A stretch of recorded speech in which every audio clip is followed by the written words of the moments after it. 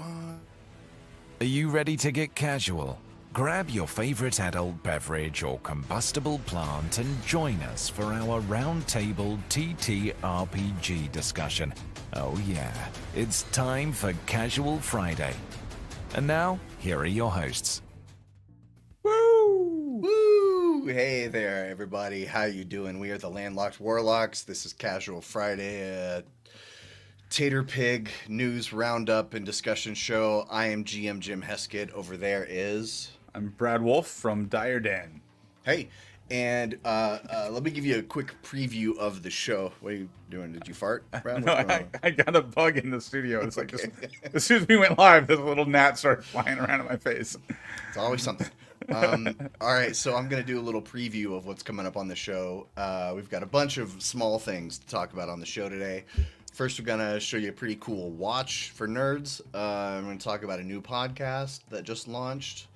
A really cool Kickstarter coming out next year that is a very novel idea on a one-shot. We've got some breaking news. We're actually going to talk about some things Elon Musk said earlier today. We don't usually get breaking news here on the show. We're going to talk about the new D&D show, or episode of a show that's going to be on Amazon Prime. We're going to talk about the Ill Rigger that dropped on D&D Beyond. Also, I've got some other breaking news about, well, you'll see. More breaking news that's kind of Colorado local, but is sort of adjacent to Dungeons & Dragons. You'll see. Stay tuned for that one. We've got a roundtable discussion this week. We're going to talk about motivating players, and our main topic, if we have time to get to it, of course, is we're going to continue with the 2024 Dungeon Master's Guide, Chapter 2, and I'm prepared on most of it. I could talk about like 2/3 of Chapter 2. Anyway, how you doing, Brad? I'm doing good. I got new cool stuff. You got something to show? You got a little show and tell? Can I do a show and tell real quick? Yeah. Yeah. So these are the Monster Fight Club pre-painted terrain sets. I got like 3 of them. I got the Verdant Forest set, and I got the Evergreen Forest set, and I got the Bushes set. And they come fully painted. I got 2 of each of them. I got trees for days now. Trees for days, says Brad. Very nice. The coolest part of this, right, is it's modular. So like, you got leafy tree or dead tree. Or dead tree. And then like the verdant ones, you know, they come apart in pieces. So like, you can take this guy and take him apart. So you got a little tree, right? And then again, dead tree. Wow, that's cool. And they come with these neoprene mats. So like for wargaming, you have a definitive outline for your forest areas, but you flip it over and it's a pond. Oh, nice. Yeah. So you can throw some of the dead trees on the pond and have a swamp. And yeah, I'm excited. All the trees I've been using for the last, 10 years are starting to look pretty haggard. Yeah. So I needed new trees for my gaming table. Cool. I wish I had the space, and I wish I had like $5,000 I could blow on Dwarven Forge. But that's not gonna happen. Yeah, it is maintaining a miniatures and terrain collection is expensive and time consuming and space consuming. Yeah, those trees are dope. Let's dig into the news. So the first thing I wanted to show off here, there's this new D20 watch. It's a digital watch that's like a throwback 80s kind of watch. It even has the button to do the like sickly orange glow for that trademark nostalgia sickly orange glow. But the main thing is it has it can roll dice for you. Has a D4 up through a D20. Does it say D100? It just says D10. But you can press a button to roll the dice. You can even roll advantage or disadvantage. And if you get a crit, I guess you get this little flash in the top right. So that's way cooler than the calculator watch I had in middle school. but similar vibes, right? It's got that's like you said, it's got those 80s vibes. It does look similar to the watch I had in middle school, but I would have much preferred having dice rolling as opposed to a calculator on my watch when I was in 8th grade. Yeah, for sure. I'm not gonna get one of these. I'm too addicted to my Apple Watch. I can't live without the Apple Watch now. They got me. But that I thought was pretty neat. If you got opinions, hey Chad, if you got opinions about this time stop D20 watch, let us know. And if anybody buys one, let us know if it's any good. The next thing to discuss here is viewers and listeners of the show might know about Rascal, which is a very indie tabletop news source. They've been around. Lynn Kodega, who broke the whole OGL thing, is a member. I'm pretty sure they're a member of Rascal, or at least they used to be. And it is very decidedly anti-WotC, also very lefty in their politics, so if either of those things are a problem. But they launched a new podcast. I don't know. I listened to it. It was too chatty for me. When I listen to a podcast, I want them to get to the point, like get to the thing that I came to listen about. And they spent the first 15 minutes talking about the election last week, so... I don't know. Not for me. I don't know. Have you listened to it, Brad? I have not. I've seen Linda Kodega in multiple interviews ever since the OGL, and familiar with the articles she used to write. Who did she write for? I think it came out on Gizmodo. Gizmodo, yeah. She used to write for Gizmodo. Maybe Polygon. I don't know. Familiar with her stuff, but no, I haven't listened to the podcast. Well, so there's the thing out there. If you listen to it and if there's good stuff in there, let us know. If you are looking for news in the industry that is not WotC centric, like they really make an effort to highlight everything that is not WotC in the hobby. So if you're looking for that kind of news source, Rascal is a place you can go. It's the first question. Fear is the motivation. What motivates players? Yes. Well, yeah, I guess we can mark that off the agenda now. Grimlore's Gaming Lair has solved the roundtable discussion. We know you're joking. We know. But not really, right? You're a little bit joking. Okay, the next thing on the news here is I was just sort of looking around on social media and stumbled across a very, very interesting Kickstarter that's coming. It's not live yet. It comes out sometime next year, but it's called Roll for Amnesia. The Sunken Keep. Let me read this a little bit. 4 adventurers wake up in an unfamiliar room with no memory of their identities. The only way to discover who they are and what they can do is by trying out their skills and spells, exploring their surroundings and finding clues. Can they recover their missing memories and work out what happened to all of them before it's too late? Each player is given a character sheet with scratch-off coding over the stats. When they try out each of their skills and spells, they're invited to scratch off the covering. Is their character good at athletics? They'll just have to try jumping over that pit to see. What does that spell do? Only one way to find out. I think this is brilliant. Yeah. This looks like a lot of fun to play. Yeah, if we can zoom in more to the character sheets, but this is just a brilliant idea, and this is the kind of thing that has been possible in video games for a long time. Because the computer can handle all the stats for you and handle all that, and it can only show you what you need to see in the moment. This kind of thing hasn't really been possible in tabletop games before, except if something like the DM, you could run an Amnesia session if maybe the DM had all the character sheets, right? If right. The DM has all the sheets and knows all the stats, then can tell you what you need to know in the moment. But this, to me, feels, I don't know, it's more satisfying. You scratch it off, and then you learn something about your PC. Yeah, I think it's really cool. Sounds like a really fun way to do the Amnesia thing. I think a lot of us have probably done the Amnesia thing at some point. But yeah, this is like the coolest way I've seen it done. The way I've done the Amnesia thing before. God, that Nat's still trying to get. The way I've done it before is actually have them roll their stats, like when they use the stat.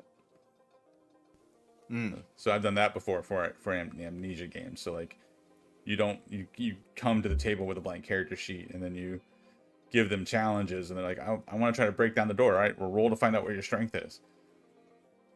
Kind of that way. Huh, that's interesting. Also, Twin Steel here gives a shout out to Dungeons and Dorks. I don't know anything about this. Yeah, I don't either. I was trying to look it up here, but I see a Discord community. Maybe if I look at Dungeons and Dorks Kickstarter.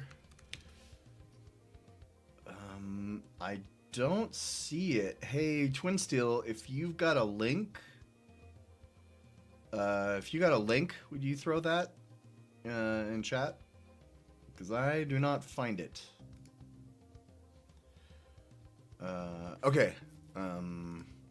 Continuing on with the news, man, we've got so much stuff here. Okay, next up is our breaking news. That's probably the most controversial topic we've handled on the show, but Brad and I did a little pregame and decided what we wouldn't talk about. But Brad, you want to go ahead with this and explain what's going on? yeah, I was excited that we got breaking news this close to a Friday because, Right? yeah, since we're on Friday, all the breaking news happens earlier in the week and it already gets covered before it gets to us.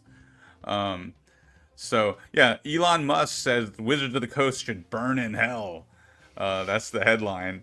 And apparently there was a tweet. Do we still call them tweets since we don't call it Twitter? I don't know. I'm not on there. I think they just call them posts. Posts. Okay, so there's a post on the app formerly known as Twitter, and calling out Wizards of the Coast new history of the game for calling, how do they say, they were trashing Gary Gygax because they referred to the fact that Gary Gygax made this game, as most of us know who know anything about the history of the game, made the game for him and his friends. And Gygax had, which was a bunch of middle-class white guys. And then, Gygax has made comments back then that made him sound like a misogynist.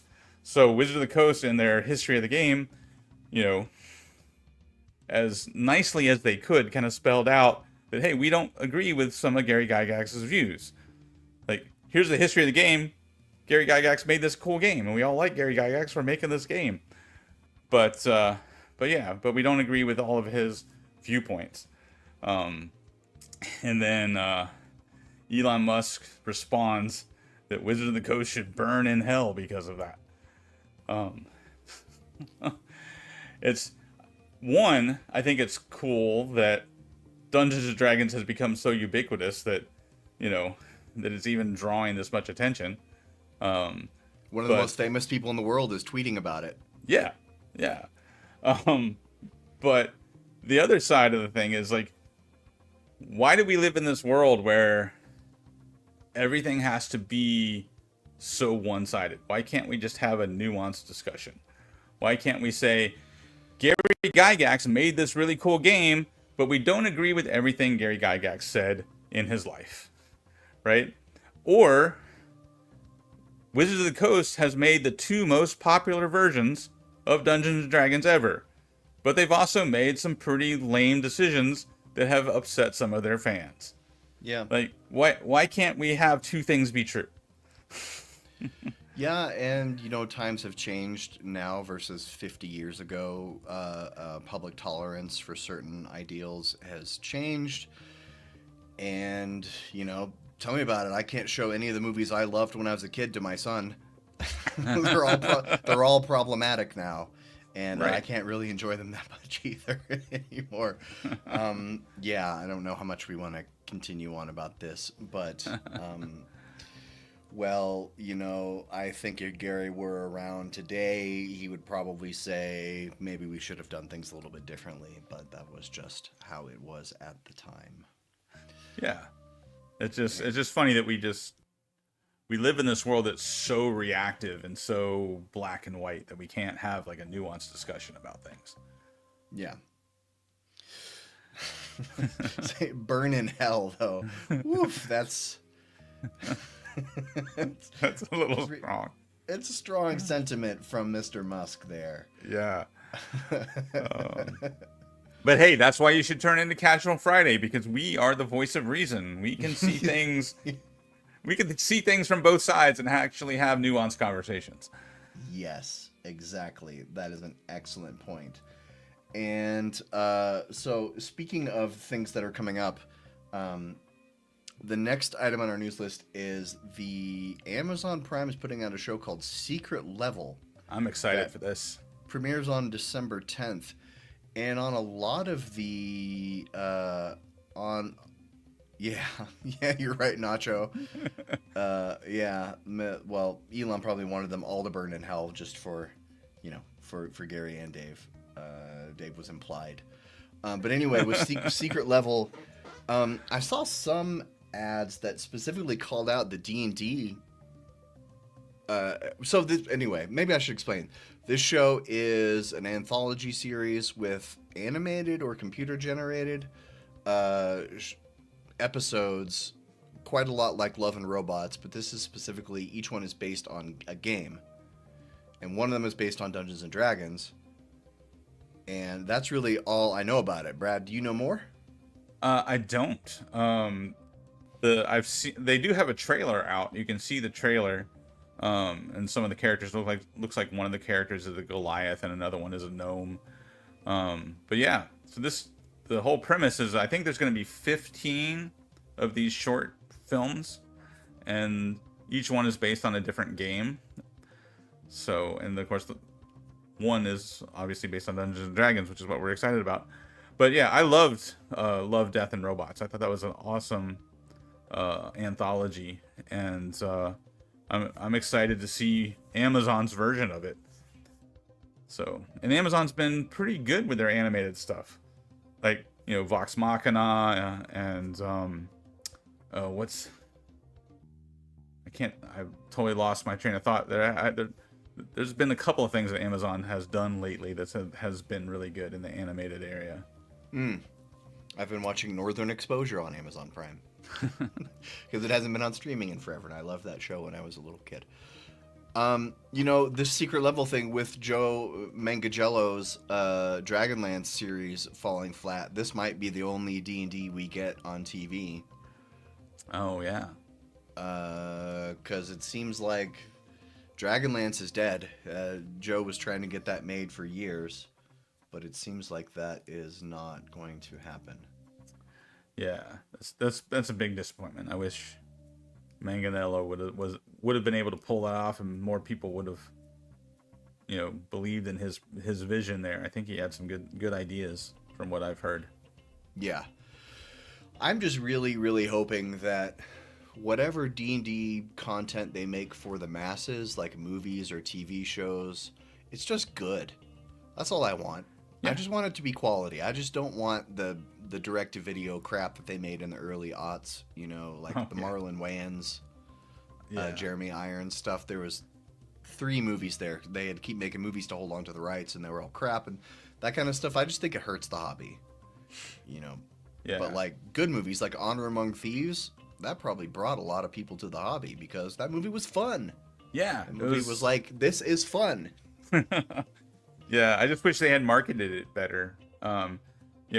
If we want to do the whole WotC conspiracy theory thing, now that we see that they have gone away from the idea of movies and television and are pressing into video games, I wonder if maybe there was that decision to shift towards video games had already been made, and that's why they didn't do a better job of marketing the movie. Yeah. They probably should have also sat on it for a while, because it was very close to the OGL. And so I don't think that the OGL killed Honor Among Thieves, because the millions of dollars that were missing weren't from D&D players. Right. I think a lot of D&D players saw it. Yeah. All the D&D players who boycotted it were probably only a few $1 million in ticket sales, right? It's the masses who that movie was made for. but probably the fact that the OGL happened meant that a lot of D&D players weren't telling their civilian friends to go watch it, you know, which is what would have happened probably without the OGL. Like we would have been an army of social media social proof for that movie, right? We wouldn't have been telling people, but everybody was mad at Wazzy, so like we went and saw it, and then we just stayed quiet about it. Yeah, that's probably a good point, that the OGL probably killed the word of mouth more so than the boycott affected the movie. Yeah. And it was just bad timing. I think you're right that they should have sat on it because it was fresh off of COVID. And of course it came out at the same time as the Mario movie, which Yes. nobody expected that Mario movie to be as huge as it was. Yeah. So hindsight 2020, they probably should have sat on it for, 3 or 4 months. Nacho threw a gelatinous cube at a group of new players, and the response was, like in the movie? Yes. I've stolen scenes from that movie in games since that happened. Yes, Twin Steel. Darkness Rising is phenomenal. I don't know Darkness Rising. Oh, it's terrible. It's terrible, but it's supposed to be terrible. It's hilariously terrible. Yeah. Oh, here's something interesting about D&D in the media. If you have a Peacock subscription, you can go see the season 2 episode of Community called Advanced Dungeons and Dragons. That when it was on Netflix, they pulled that episode. But now it's on Peacock. You can see that episode. And content warning, there's some pretty mean weight shaming in that episode, and also there is blackface. So those things are there, but like if you haven't ever been able to see it because they keep pulling it from streaming services, you can go watch it on Peacock. Yeah. Well, and to clarify, there's blackface because one of the characters dresses up like a drow, like a dark elf, right? Yeah. So yeah, and that's kind of the joke is like he doesn't understand. But yeah, I mean, yeah, it's not great. Also, the weight shaming is pretty mean. There's a character called Fat Neil on the show, and the episode is very mean to this character. Anyway, moving on. We just talked about Secret Level. Next up, it was a surprise on D&D Beyond this week, where the Ill Rigger, the class by Matt Colville's crew, MCDM, just appeared. I had heard of the Ill Rigger before. I think it came out a few years ago, and this is like a newer revised version. I didn't really know much about it, but the WotC put out a video earlier this week explaining it. And it seems like sort of an everything class, because it has 5 subclasses, and they all have very wildly different powers, but it's... The basic concept is that you are a demonic servant. Or is it devils? You serve someone in the hells. The hells is the devils, right? Hells is devils, yeah. But the abyss is demons. Right. So you serve some figure in the hells, and that gives you the ability that when you land an attack, you mark somebody with like some kind of arcane sigil, some kind of demonic or devilish sigil that you can then later do things to. And that's all I know about it. Do you know anything more about the Ill Rigger? I have not done a deep dive on it. Just my initial impression back when it first came out is it seems like it kind of fills the space between the warlock and the paladin, kind of like evil paladin, kind of melee warlock kind of design. So was my first impression. But I think it's just cool that we're getting more and more third-party content on D&D Beyond. I know people's mileage may vary on that. Like, is it great that third-party content creators are getting their stuff out there and available on D&D Beyond to a larger audience? Yes, but then that raises the question: are we creating a D&D Beyond ecosystem where we're eventually driving all the traffic from D&D fans to this one site owned by WotC, right? So it's there's pros and cons. Yeah, Pros and cons. Oh, hey, Sean's here. The Illrigger is an evil paladin that doesn't keep the baggage of being a blackguard or oathbreaker. Evil paladin. Yeah, that's a great 2-word descriptor. I have mixed feelings about third-party content being on D&D Beyond. Yeah, I made a video about this, I think, earlier in this year, asking if this collaboration is good or bad for the hobby. I didn't come to a firm conclusion either way because there are pros and cons. But the main thing is you can still go buy all this stuff on MCDM's site. It's not an exclusive contract, which would be very concerning because, like, my day job is I write and sell books.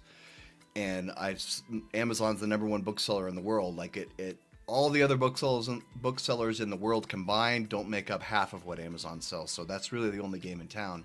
When you sell a book on Amazon, you have an option to go exclusive or non-exclusive. And when you go non-exclusive, you get much less of a cut. When you go exclusive, you get a bigger cut, plus there's all these kinds of bonuses that they throw at you to make sure that you're not putting your books on you're not putting your book on Barnes & Noble, Apple, Tolino, Scribd, any of those other services. And I'm just really glad that Wizards of the Coast didn't do something like that. Drakkenheim you can still get from the Dungeon Dudes website. All this MCDM stuff is over there. Because if this was exclusive at third party, that would be very concerning. Yeah. I think if they had come out with exclusive contracts for D&D Beyond that, so soon after the OGL, I think that would have been a PR nightmare. I think that would have been another big mistake on their part. So, yeah. And clearly, like, Matt Colville is not hurting for sales, right? MCDM is doing really well. So, yeah. There would be no way I would see Matt Colville putting any of his stuff exclusive to D&D Beyond. So these third-party creators must be getting pretty good deals from D&D Beyond to put their stuff out there. Because the Dungeon Dudes and Matt Colville and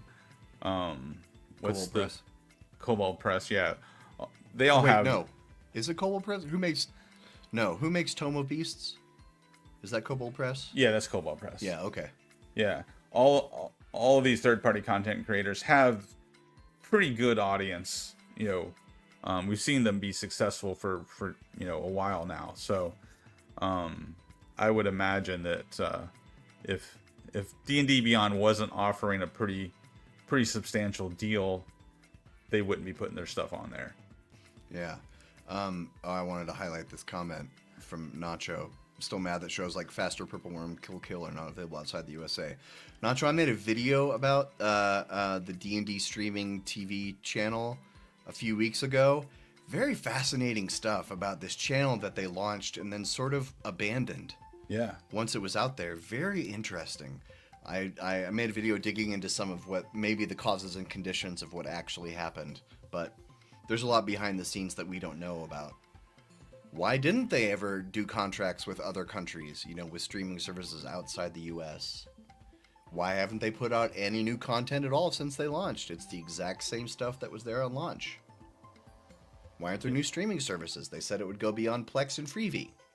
Freevee doesn't exist anymore. Freevee got absorbed into Prime. So I don't know if you can still watch it on Prime. Yeah. Weird. Well, and I think that goes back to the fact that, like, there was a change at the top somewhere where they decided to sell E1 and go away from TV and movies and double down on video games. Yeah. So. Yeah, the E1 sale probably had something to do with it, and then likely there were TV contracts they couldn't get out of, so they just had to, let's just throw what we have, let it run its course, and we'll write it off as a loss on Hasbro's balance sheet at the end of the day. Which is a shame, because it could have been really cool. Yeah. And I noticed Elder Goblin Games is in the chat. He's got a cool YouTube channel. Check his stuff out. Hey, all right. Look at us supporting the community. We're doing good here, Brad. Like I said, the voice of reason in the TTRPG community. Yeah, Nacho, the content, the new content that they made for the D&D streaming channel, it's good stuff. Faster Purple Worm Kill is good. The cooking show is actually pretty fun. What's the other one? And Counterparty, that one's just kind of a standard, boring actual play. Kerry Payton is on it, which I like him, but otherwise, yeah, they put some money into it, which makes it all the more baffling that it was just abandoned out there. You know, like at some point they thought this is the thing, so we're gonna get Matthew Lillard and we're gonna build sets and bring in real celebrities like Patton Oswalt and Seth Green, and yeah, crazy. Yeah, I think it could have been. I think it could have been big. But Woulda. Somebody at Hasbro didn't. Somebody has broken. That's the person that Elon wants to go to hell. That's what he's probably so mad about, actually. Yeah, maybe. We solved it. Elon, get in touch with us. Let's talk. We can work through this. So the next thing on our news is, this is kind of a hyper specific thing to me, but so I guess maybe you know what? Oh, wait for it. It's coming. Let's pop over to Jim's Corner real quick.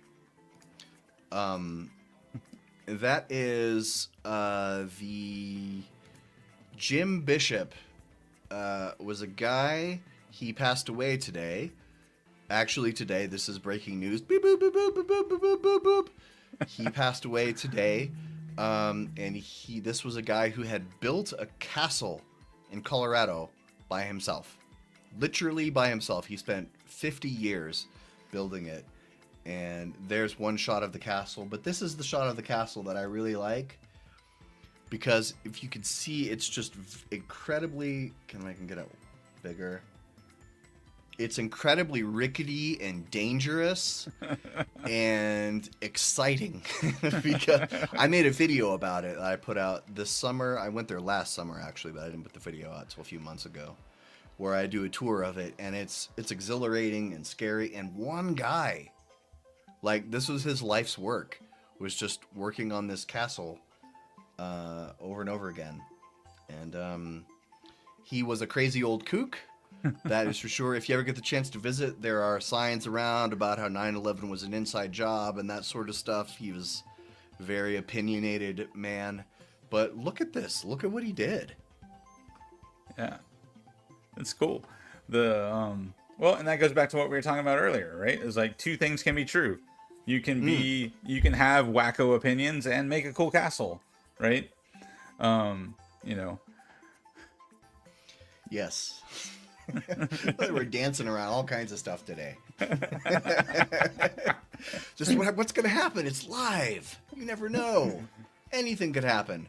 Oh, well, the next item on our agenda is, hey, you watching this, go subscribe to the Landlocked Warlocks on YouTube. That is our communal channel. Me and Brad and our friend Ryan, who unfortunately couldn't be with us here today. That's our channel where you will find this live stream. Also, you'll find we're putting some of our actual play stuff there. We have an actual play, a little project we call the One Page One Shot Club, and we are moving our videos from our individual channels onto there. No, Twin Steel, don't go yet. No, stay here.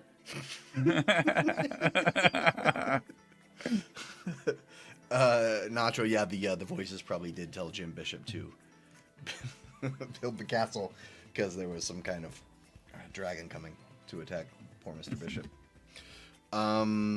So there you go, Jim. Elder Goblin Games likes the name.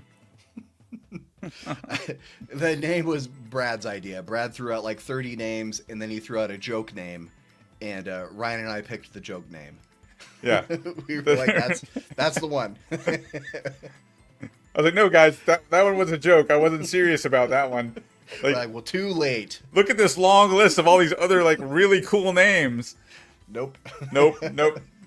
We're going with the joke. All right, guys. Okay. Now we're moving on to what's our question of the week, but I've renamed it Roundtable Discussion of the Week, to stress that this is not just me and Brad. Everyone in chat, we want you to join in this discussion as well. So, continuing one of our threads of discussing things that I find on social media, This is a meme from Chafing Armor, who is someone I follow on Instagram, who also apparently does actual play. I don't know anything about that. This is the Spider-Man meme. Each of you receives a letter inviting you to a party in a noble's mansion. Then the player says, I sell the letter to someone who's interested and go gambling in the tavern. And then the DM says, oh, well, if you don't want to go on the adventure that we agreed to in session 0, then you can leave the table and preferably not come back. And so this got me thinking that, you know, the first panel, hey Fred, the first panel is entirely reasonable. Each of you receives a letter inviting you to a party in a noble's mansion. This is a plot hook. Right. Yeah. Because there's a scene that's going to happen at the mansion. And then one of the players says, I sell the letter to someone who's interested and go gambling in the tavern instead. Now, so then the question is this a legitimate response? And, like, is this a legit response? Should this have been avoided in session 0? Or is this a not legit response, which is really the only thing that would lead to the third panel of the DM being like, well, then, a-hole, you can get the F out of here. If you want to go gambling, we're not doing that. We're going to the noble's mansion. So then there's this question of, so what is acceptable? What is acceptable aberrant behavior from a player, and what should the DM do instead to motivate players to want to go to the party at the noble's mansion? So, Brad, dive in anywhere you like. Well, I thought I'd give chat a chance to respond, and I'll tell a quick story of similar, where I recently got paid to run a game of D&D for a 11-year-old's birthday party, and the kid, one of the kids, was playing the druid and used speak with animals, and then which ended up revealing more about the plot than I expected them to get in the first encounter. It was actually pretty clever. Mm-hmm. But then that caused them to go a different direction than the plot. And so I had to I was already moving multiple pieces around. And then one of the kids was like, I want to go back to town and buy a saddle. And which was just kind of odd that the saddle was so important to the group. And they couldn't afford the saddle. So they burned the shopkeeper's shop down to hide the fact that they stole the saddle, in the process killing the shopkeeper. So these 11-year-olds went like full-on arson murder in their D&D game. But I was still able to get them back on track, and we still finished the adventure.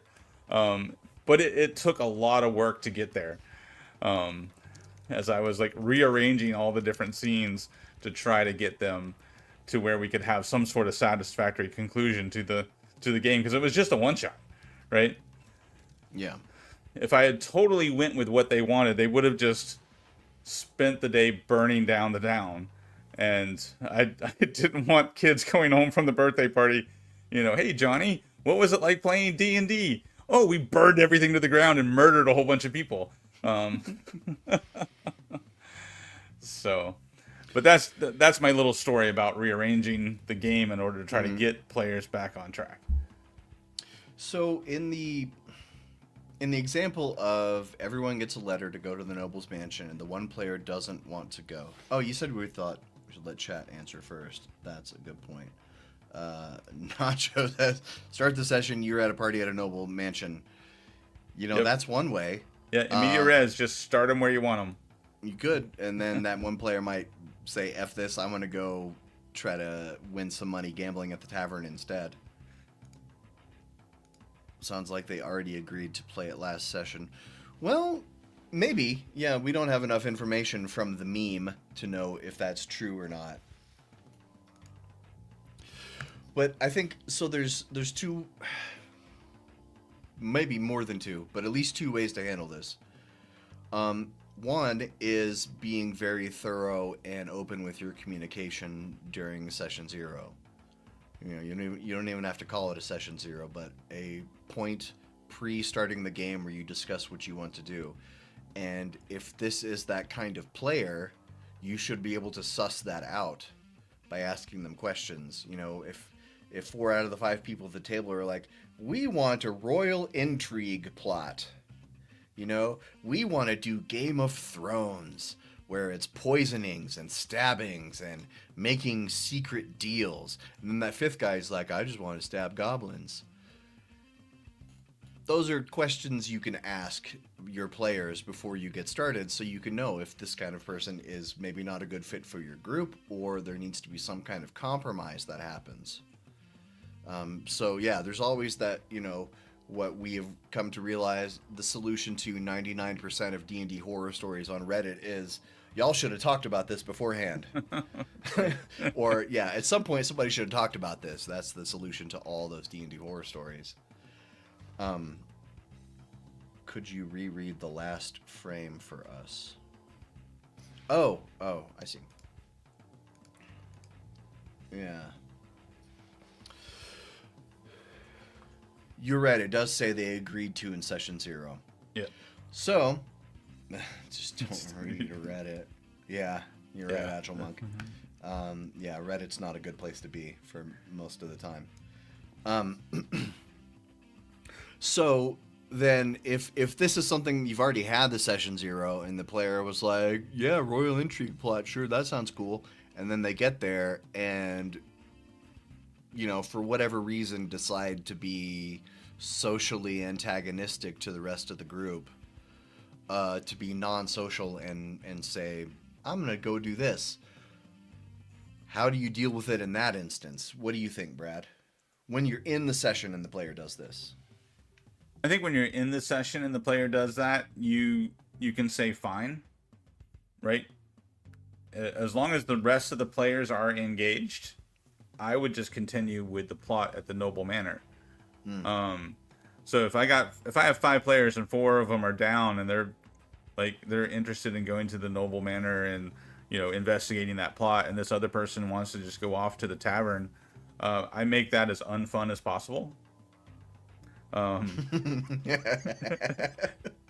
So I'm like, all right, make a roll. All right, you win some money. Good job. Now back to the manor. So Brad trolls the player. That's Brad's solution, is troll the player. Whoa, Agile Monk, awesome. Thank you. Yeah, fantastic. Hey, that's really nice of you. Thanks for doing that. I don't really understand how that works, but I've seen that happen before. Awesome. But yeah, if I'm in the if I'm in a campaign, right, and a player really wants to do something different, I'm going to Imbear the tavern is a gargantuan mimic. There you go. Hey, Mike. Yeah, but yeah, if I'm in the middle of a campaign and a player really wants to do something different, I don't mind cutting back and forth. In fact, I'm not one of those people that's like, don't split the party or it's going to piss me off as a DM. I don't mind when players split the party, and I try to use it, like an action movie where you cut from one scene to the next. You build a scene up to this like most tense point, and then you cut to the other. So you're over at the tavern gambling, and everybody else at the table is like, oh, what's going to happen next, right? In the scene at the manor. So that's what I do. If it's an ongoing campaign and, the player is actually doing this because they're genuinely invested in a different plot hook, or the player is trying to create their own plot hook, right? But if the player's just being a troll, I'm just going to troll him right back. Yeah, I've never been in this exact situation where someone was straight up like, I'm not going to do that. I want to go, my PC wants to go over here. I have been in a similar kind of situation, though. A few years ago, I was running a group for 4 people, and I don't remember all the particulars, but it ended up that 3 of them went to go do a thing, and one of them was doing a different thing. And I'd split the party, And the three people who went to the one person who was solo thought they were going to be benefiting the mission somehow, but they actually went somewhere that was completely, there's nothing for them there. But the three people who were doing the thing ended up, did they get into combat? I don't remember exactly, but they got into some kind of tense situation. And the person who was solo was like, well, crap, what can I do? I don't know this is happening. What I did was I took an NPC from the other place where the three people were and just dropped that NPC where the one person was and gave that PC information that the rest of the party needed. So then that was an excuse for them to be able to go join the rest of the party. I don't know if this makes sense. I don't have a very good memory of that session, but what I'm saying is if you want to motivate your player to give them a hook, give them an extra reason. If that player wants to go off gambling, maybe when they're gambling, you make a roll for them. Okay, you win a little bit of money. You also hear a rumor that the noble's cousin is bringing an insane amount of gold to the party, and he's just keeping it in his room in an unlocked chest. Maybe that motivates the player. Or maybe there's someone they need to speak to relevant to their backstory at this party, and they can learn that at the tavern. I feel like unless the player is just a real prick who's doing everything they can to not have fun, there are ways that you can instill extra motivation to make people want to do the thing they want to do without having to be like, get out, play the adventure, or get out. I feel like you got to try a little bit to work to include the larger sphere other than just the people who are fully on board. I don't know if that made sense. No, it makes sense. And that's why I was showing Nacho's comment, is because if the player is just trying to deliberately sabotage the game, then they don't need to be playing. Or like Twin Steel says, just tell them, okay, then make a character that is going to engage in the plot. If your character won't, make a character who will, right? Tough love. Yeah. And I'm fine with that tough love if I get the sense that the player's really trying to be a dick about it. But I think one of the smartest things you can do as a DM is to have, multiple reasons to go to the same location, like you were just saying. Have like a moral reason to go. We need to do this because, the noble is really evil, or the noble's daughter is, a good person and we need to protect her. Have a moral reason to go. Have a financial reason to go. There's money there that we can loot. And then have other plot reasons to go. If you have more than one faction, have, which I recommend having at least 3 factions in your game, have a reason that this noble is connected to one of the factions. And then have a reason the other 2 factions, are going to be at this party as well, right? So that way you have this kind of layered motivation. And I think that is one of the best ways to design your scenes, is to have multiple reasons to be in the scene. And this is another reason why it's really great to use elements of your PC's backstories. If you're the DM, to make sure that you're taking into account everyone's backstory, and you can layer in elements of that. Oh, you don't want to go to the nobles party? Well, the guy who killed your brother is there. Shouldn't that motivate the PC?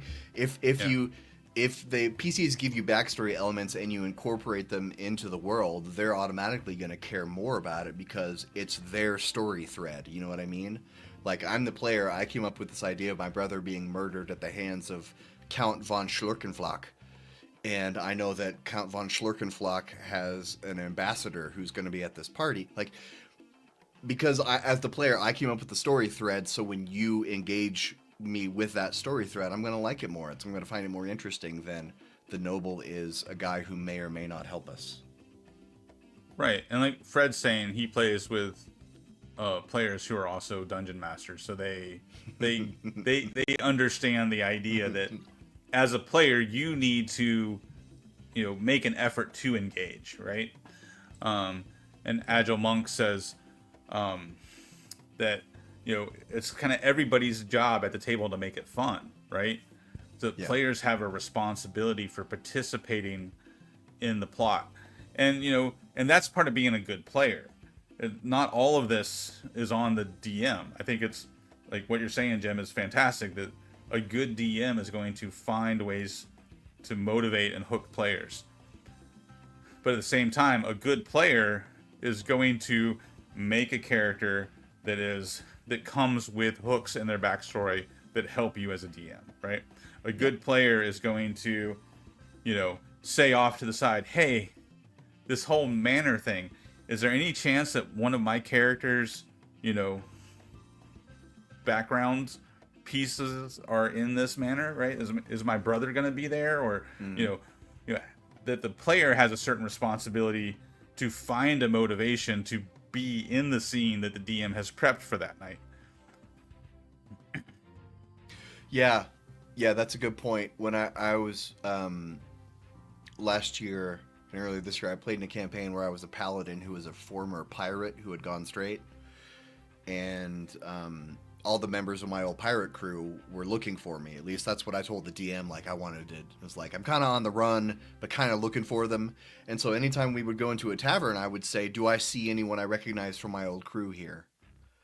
And it was always like, it gave the DM a chance to include that if he wanted to. Yeah. And I think the chat is, I think we're all on the same page. Fred saying, same thing that we just said too. Just reading everybody's comments here. 50 years. Wow.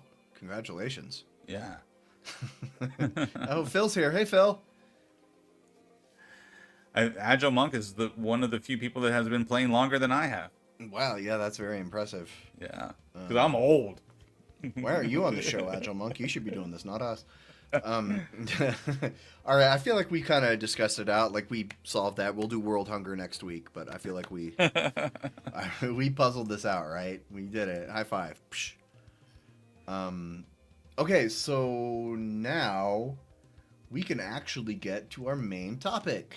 Woohoo! Woohoo!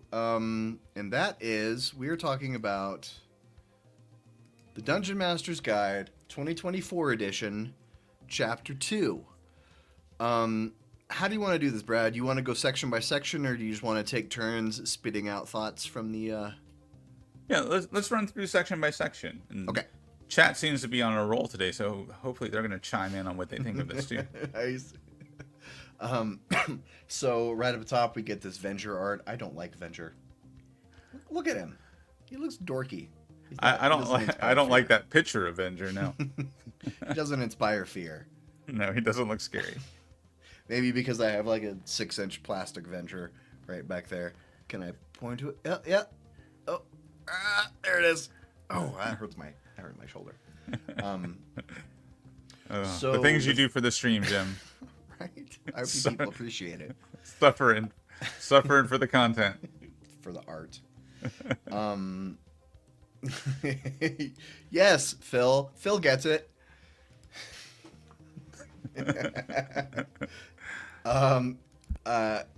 Yeah, Fred, we do the main topic. We expect that it's at least kind of halfway through the show because we want to do news and discussions and stuff, and a lot of you people don't show up for like the first 30 minutes or so we never know. Yeah, so the first section is Know Your Players, which has some kind of 4E advice. Like, they don't exactly call it that, but in 4E they had the actor, the instigator. It's almost the same. And this is actually, but it's great advice. If you've got that actor type, you engage them by allowing them to interact regularly with NPCs. It tells you, this is what this person likes. Here is how you engage them. And this advice is more or less the same as it was from the 4E DMG. Mm-hmm. Yeah. And it's important to know the types of players that you have. Like, I specifically know that my group is pretty good at role playing. Like, I've got a really good group of role players. But I also have a couple players who even though they're great at role playing, they still want at least one fight every session. They want to roll the dice and they want to kill something. So that they don't fall into the fighting player category necessarily, but I know that they want some combat in every session. So even though I'm running a murder mystery right now, I have to throw a monster in there to attack them in the middle of their investigation to keep things, interesting enough for my players who like combat. So knowing your players is a useful tool, and this is good advice. Yeah. I was thinking about this chapter and overall in the DMG, and it's like it's almost as if WotC scoured the internet for articles that detailed everything they left out of the 2014 DMG. And then that's how they made this DMG, because the DMG came out in 2014, and then there was a wave of reaction content to that DMG, like Return of the Lazy Dungeon Master by Sly Flourish. That book was a reaction to the DMG, because it's like the DMG came out, Sly Flourish read it and said, it doesn't tell you how to do all these things, so I'm going to write a book that tells you how to do the things this doesn't. And now WotC's had 10 years of that. And so they, I imagine them going through all of that content, finding the best stuff, and then being like, this is what people actually want to know. Yeah. And so that's why you see the return of things like player types. Yeah, well, and I think that's a good part of the ecosystem of the game, right? Is when this is an example of what WotC is doing right. They're listening to their player base. They're saying, okay, they didn't appreciate the 2014 DMG. We need to make a better version of that. We need something that's going to target new players. And they've figured that out after 10 years of feedback, right? So it makes sense that you would do this kind of thing, and that creates a good ecosystem, right? The players give feedback, the company actually listens to the feedback and makes products that they know their players are going to want to use.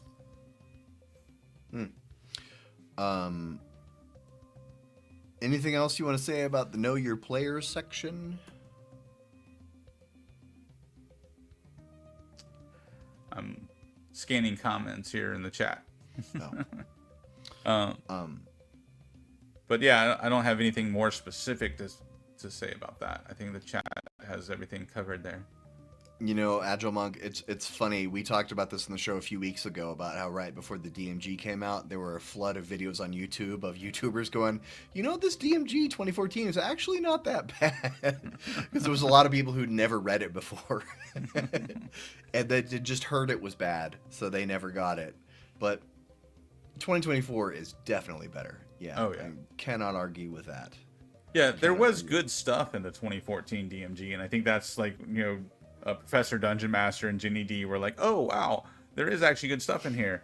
But it wasn't well organized, and you had to dig to find the good stuff.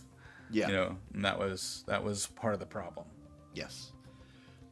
There's a section here on group size, which talks about, that D&D is balanced for 4 to 6 players, and it gives you some little bits of advice on how to balance that.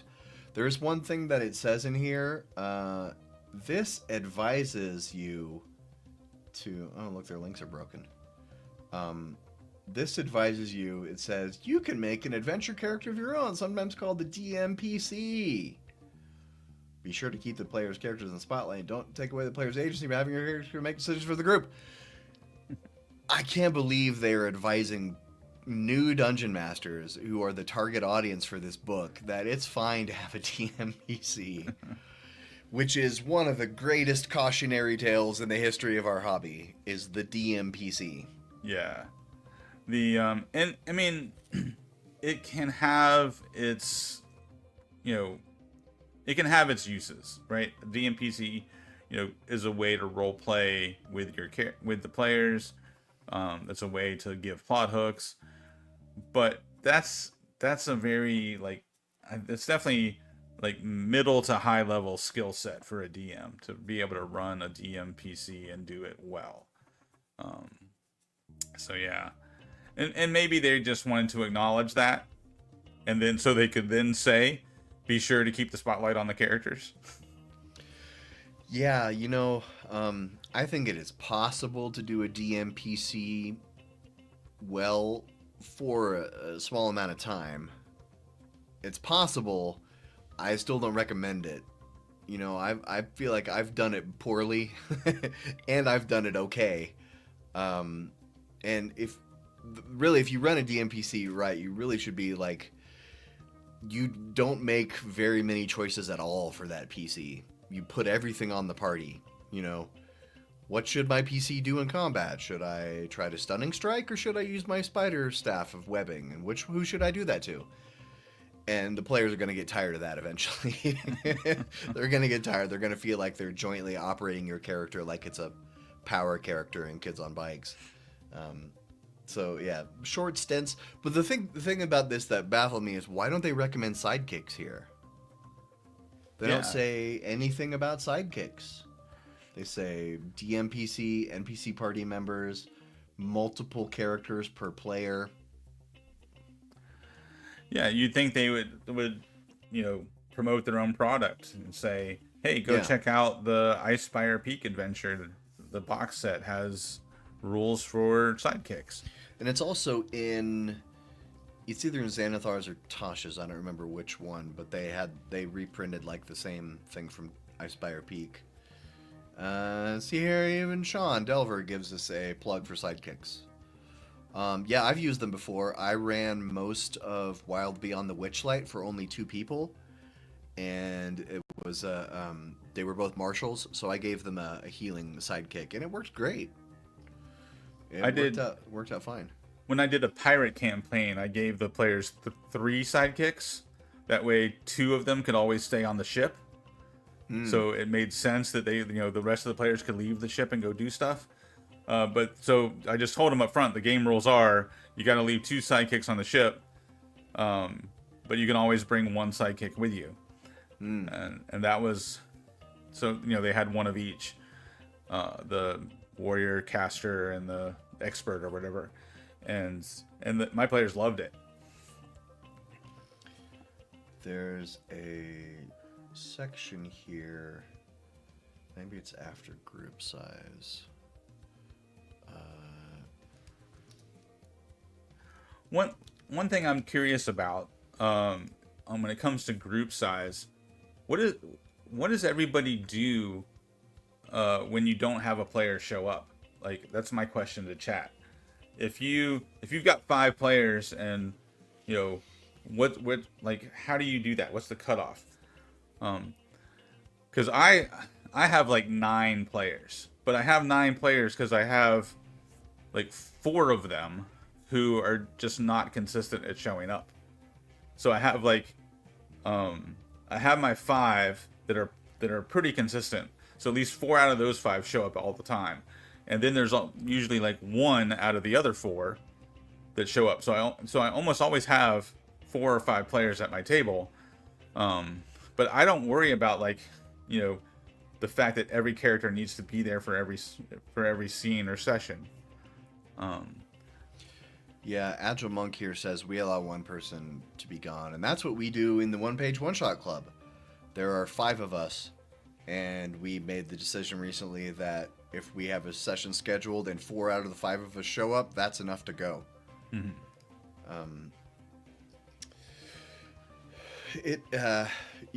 What's the cutoff between sending people home or saying, all right, we're going to play Risk instead because we don't have enough people? If 3 people show to play a character, we play out of the 5. Fred, I don't understand your riddle. He's saying that he has 5 players, and as long as 3 of them show, they play. Okay. I think that's what he's saying. You tried to trick me, Fred, with your riddle. I know your New Zealander ways. I know. Ooh, Elder Goblins switch into West March's style. Very cool. I'm curious to hear how that goes. Yeah, let us know how that goes. I've always been curious. I've never done a West March, but I've always been curious about it. Phil says 3. So this seems to be that the group consensus is that if you have a DM plus 3, that's enough. And I tend to agree. I found running Wild Beyond the Witchlight for 2 people to be... It was still fun. I feel like we still had fun, but it would have been better if we'd had a third and or fourth person there. Because there's just I hate this word, but the synergy, not synergy, but like cooperation, you know, stacking multiple PCs' abilities together. There's just kind of things you can do as a group that they're worth more than the sum of their parts. Yeah. Yeah. That the word for that would be synergy. I know you don't like the word, but that's that is the right word. It's gross. I already showered today, but I feel like I need to get another one now. Yeah, it's only gross because corporate moguls have used the word for, a decade. Yeah. Yeah, Elder Goblin Games. Yeah, I found I was having to do heavy modifications to Wild Beyond the Witchlight to run it for 2.5, which was 2 PCs and a sidekick. Yeah, I had to basically edit every single encounter. Fortunately, in Wild Beyond the Witchlight, there's a lot of non-violent options to solve encounters there, which was kind of a fun thing about that adventure. This was the next thing in this group size. It talks about making combat faster, and it says, be generous. If you tell the players what the armor class of their opponent is, you reduce the steps of interaction needed to resolve an attack. Brad, what do you think about this? Do you tell your players the AC of the monster? I will do it usually by like end of turn 2. I don't tell them at the beginning. Because I kind of like that anticipation. Because I also don't tell them you're fighting an Odiug. I describe this tentacle monster climbs up out of the marsh, and I don't tell them what they're fighting. So I don't tell them the armor class. But as soon as somebody gets close, right? If they roll a 13 and the 13 hits, yeah. then I'll just run with it. So yeah, a 13 hits, go, right? But I don't do it right off the bat, but I'll do it, like I said, usually somewhere in the second turn. Yeah, there's a sort of, to some extent in this area in combat, there's a certain amount of combat metagaming that I enjoy. Where, like, you're throwing, like, for example, throwing a baddie with legendary resistances and legendary actions at the players, they're going to figure out how many legendary actions and maybe even how many legendary resistances the baddie has. The PCs wouldn't know this, but the players are going to figure it out. They're going to figure out that creature is resistant to fire. They're going to tell the other players don't use fire attacks. This kind of stuff is technically metagaming, but like I think it's kind of fun. Mm-hmm. It's kind of fun to watch the players have this above table level of strategy when trying to beat the math of the monsters. Mm-hmm. Yeah, I think a certain amount of metagaming is good, right? Because it creates tension, right? If the players know how many legendary actions the monster has, then that builds that kind of suspense of, okay, well, I don't want to use this spell yet, but what else can we do to provoke his legendary action, right? Mm-hmm. So it leads to like some tension and some strategy, and that level of metagaming I like. I don't like it when the players like pull up the monster manual on their iPad and, this has 72 hit points and it has resistance to fire, and that kind of, that takes the fun out of the game. Yeah. Elder Goblin TTRPG is awesome. That is such a great book. And Sean says, players can see, in my games, players can see the enemy health bars and each other's HP for accurate healing. Interesting. I don't show the enemy health bars. I do when I'm playing online, let people include their HP on their token, which is a little metagamey because you wouldn't know how injured somebody else is. But I don't know about the enemy health bars. I don't know if I would do that. That's interesting. Jamunk, yeah, that's how to RPG is Fred.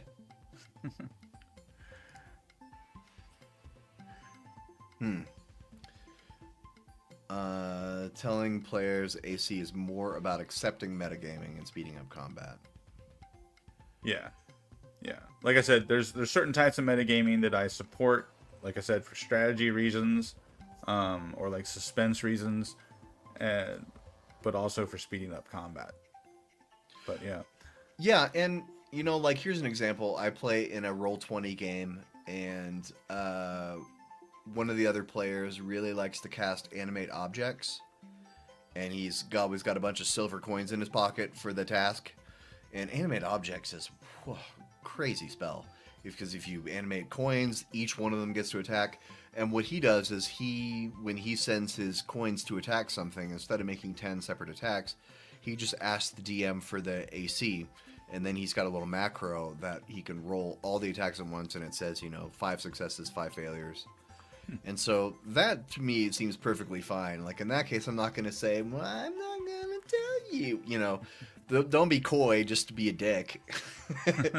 If it's going to speed up the game, yeah, that makes sense. I guess I'm more in favor of generally letting them figure out the armor class.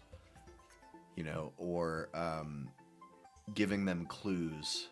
Like, this creature has a very tough chitinous carapace around its exterior, or that guy's his shield is glowing, it looks magical, that kind of stuff.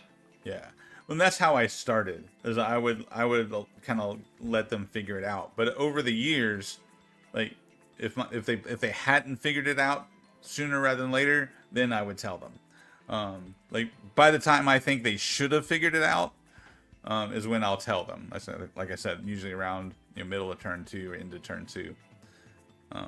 And that's also because we drink beer while we play, so they're the first hour of the session, they're much better at figuring those things out than they are in the third hour of the session. Yeah. In fact, my beer fridge sits right here next to my desk. There you go. Ease of access. Yeah. It's nice when you're your own boss. You can do stuff like that. There was a thing here I wanted to mention about absent players. So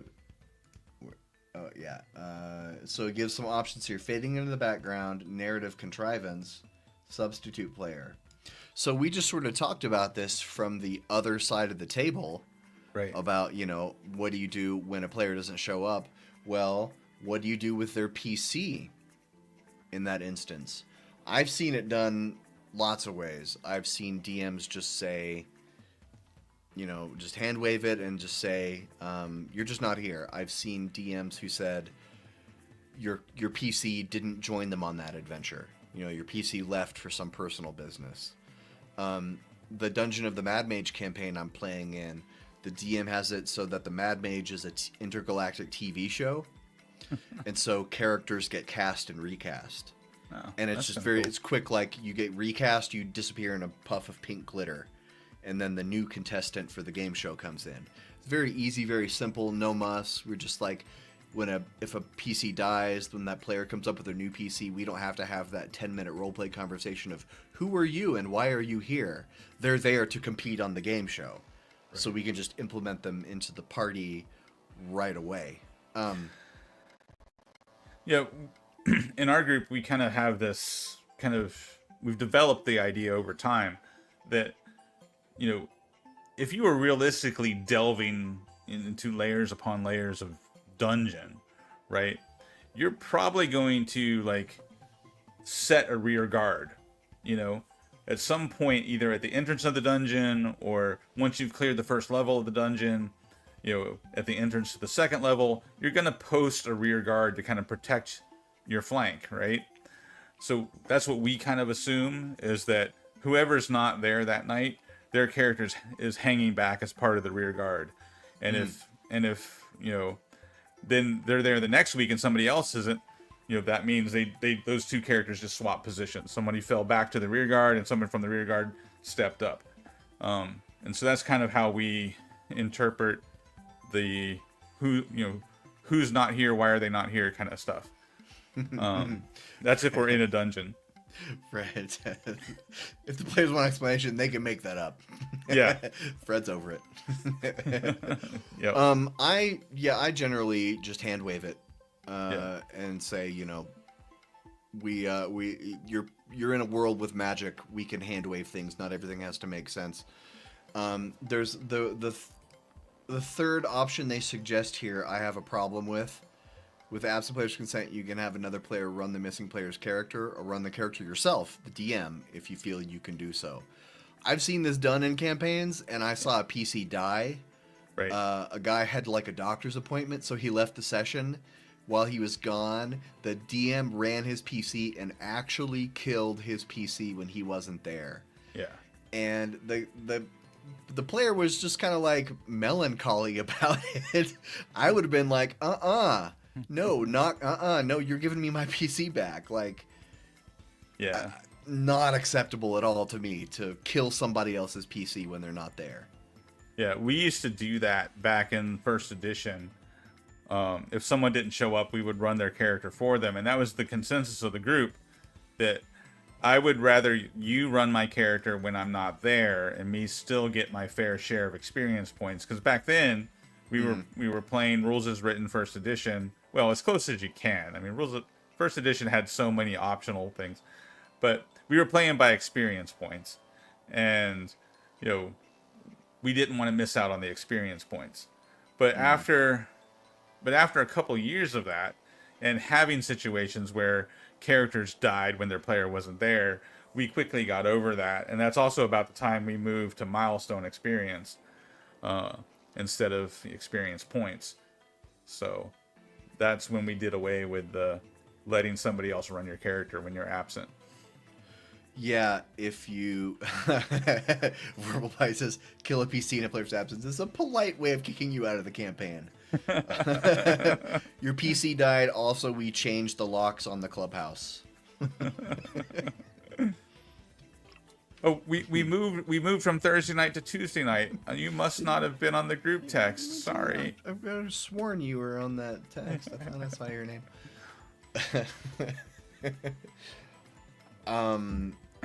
Yeah, don't.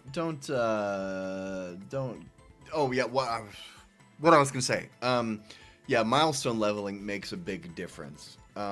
Because it seems unfair to punish someone because they couldn't get a babysitter that night, so they don't get the experience, or because they had a car wreck or a medical emergency or whatever reason. It seems unfair to punish those people in game for things that happen in real life. Yeah. Now, when my player says I can't make it tonight because I smoked too much and I'm busy playing, this mobile game that I just got, I'm like, maybe you don't deserve experience. Oh, okay. So Brad has a sliding scale of morality when it comes to. I get it. Sometimes I get some pretty lame excuses. Is all I'm saying. Yeah. The guy should just come. It's fun to play D&D when you're high. I mean, they do that too. So it's really not an excuse.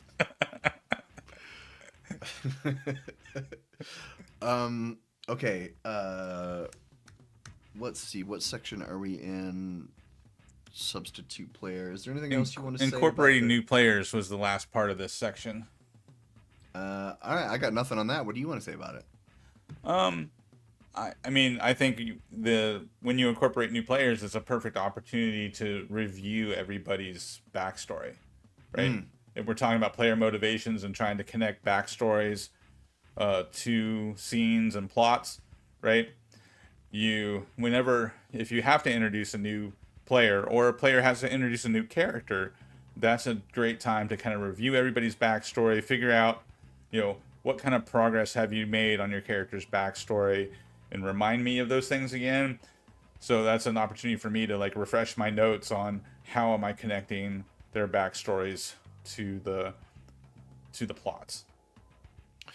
Yeah, that reminds me of that meme with Willem Dafoe, where he's like, "I'm something of a blank myself," and it's like the meme is like, when your D&D character dies, next person they meet, well, I'm something of an adventurer myself. You want an excuse to absinthe? If I bring you a 6-pack of that beer you like next week, can I please have my experience points? Oh yeah, I will be bribed. If you're stocking the beer fridge on a regular basis, a lot of things can be forgiven. Yeah, I've tried bribes. One thing I did in a couple sessions once, I did this for a few sessions actually, is I said I would only hand out heroic inspiration if they could make me laugh. So like if somebody made me laugh in session, they would get inspiration for that. Nice. And they were like, I don't know if that's fair. And I said, I don't care. I'm here to have fun. You make me happy, you get inspiration. Then I eventually changed that to inspiration on a nat 1, which seems like just the best way to do it because I don't have to track it at all. Mm-hmm. Yeah. You get a nat 1, you get inspiration. You get another nat 1, you don't get to bank it or share it. You have to earn your own inspiration. You can't share it. But that's how I've been running that for a couple of years now, and I liked taking it off my plate. I did not like having to sit there and think about whether or not someone was role-playing good enough to earn inspiration. That's not something I need going on in my brain while I'm trying to run the game. The team should include bribing the Dungeon Master. So we're on to multiple DMs. Is the next category here, right? I got nothing on this segment. What do you want to say? I have done multiple DMs before. We back in like first edition, second edition days, we did a Dragonlance campaign where we had 2 different DMs who were kind of taking turns, and it worked out because the driving force of the campaign was actually my character's quests, because I was playing a knight, and in order to become a Knight of the Rose in Dragonlance, you have to go on 3 distinct quests, right? And so one DM ran one quest, the other DM ran the next quest. You know, they went back and forth running the different quests, and that was a way to switch DMs and, you know, drive a plot forward. And it just conveniently worked because the campaign was kind of divided up in these quests because of my character. And, you know, then the DMs had to figure out how to draw everybody else's character's backstory into the campaign, which is kind of easy with Dragonlance because you got all these different factions and the, you know, good dragons and evil dragons and a lot of political motivations going on in Dragonlance. I've also done multiple DMs because the group got so freaking big. At one point, we had like 10 players, and so it was a lot of work though. So one of the players became a DM. So then we broke our group up to where, you know, he had 4 players and I had, you know, 5 players. But that meant every week I had to prep what was going on for my table and his table. So I was basically like writing a mini one-shot every week to give to this guy to run so that the stories stay connected. I'd be interested in doing that with a more experienced DM who I didn't have to like provide so much information. Yeah. But it was cool. It was just a lot of work doing it that way. I've always been very curious about it, but it seems like the kind of thing that you would think would make DMing easier, but probably doesn't. Yeah. Probably makes it a lot harder because you've got the unpredictability. I mean, just scheduling, just prepping for the session would be harder if you were doing something like you described where you have a 50-50 relationship and you're both contributing, because then you have to still work together every week or every other week to find that prep time together or send notes back and forth. It just seems like a lot of work. Yeah. I'm not really sure what benefit you can get out of it. I kind of like the idea of a shared world, you know, where like you have, you divide up the world, like you DM this region and I DM that region, and you know, and over time you build a world together. That sounds cool. I'd be up for that if I had a DM who wanted to join me on that journey. Seems like this would be something good for West Marches. Multiple DMs who go out and run different things. You know, you have kind of a world Bible among them. Then you go out and run different things, and then those West Marches DMs get together once a month to say, here's what's happening in this region of the world where I'm running games. Here's what's happening in this region. I don't know. I gotta think about that. So, we're running out of time. Maybe this is a good place to stop here, and we'll pick up with narration. Sounds good to me. Next time. Let me make some notes here so I know where we are. And hopefully this chat is doing some really weird stuff. There's like texts that are chat pieces that are coming in like an hour late. Like we were talking about this literally an hour ago. That's so weird. I don't trust if the chat is current. So, but chat's been great. Like you guys did a phenomenal job today of like participating with the roundtable discussion and then the DMG discussion. So very active chat today. I enjoyed that. That was fun. Yes, great chat. Great to see so many people we know and people we know of in the hobby. And so this is it for us today. This has been Casual Friday, and we want to thank you for watching. Go subscribe to Landlocked Warlocks. That is our new communal YouTube place. Big things are coming. We're talking about big things. Talking about lots of big things. Probably won't do most of them, but we're talking about them. Hey, if it's anything like brainstorming the name for Landlocked Warlocks, you know, there's a long list of cool ideas. At least one of them is going to land. We haven't come to the most ridiculous idea yet. Well, we're going to get there. We're going to keep brainstorming until we come up with something that is so insane that we have to do it. Yes, so, Phil, you get a trophy. Real quick, Jim. Next Friday is the day after Thanksgiving. Yes. So I'm assuming we're not going to have a show. Do we want to like announce that? Are we sure? I don't know. I'm around. Why don't we talk about this off stream? All right. So hopefully there's a show next week. Yeah. Well, check like YouTube community for posts. I'll put up a post, and we'll put up a post on Landlocked Warlocks that tells you early in next week. So we got to find out exactly where Ryan, where he's at. And so, yeah, I don't know. But we may or may not see you. Thanks for watching again. I'm GM Jim. This is... I'm Brad from Dire Den. Bye, guys. We'll see ya. And Thanks. hit the button. Goodbye.